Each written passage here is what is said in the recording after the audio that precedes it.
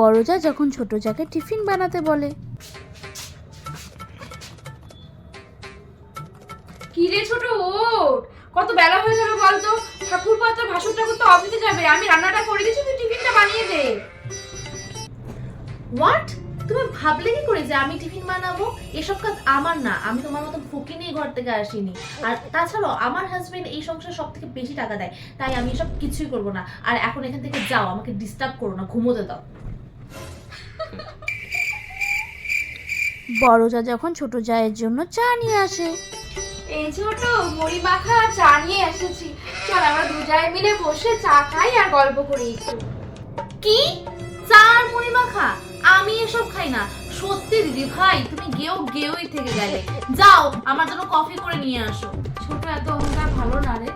Obviously আমি অহংকার করব। আমার বর এত বড় চাকরি করে, আমি অহংকার করব না তো আর কে অহংকার করবে? Thanks for watching our video.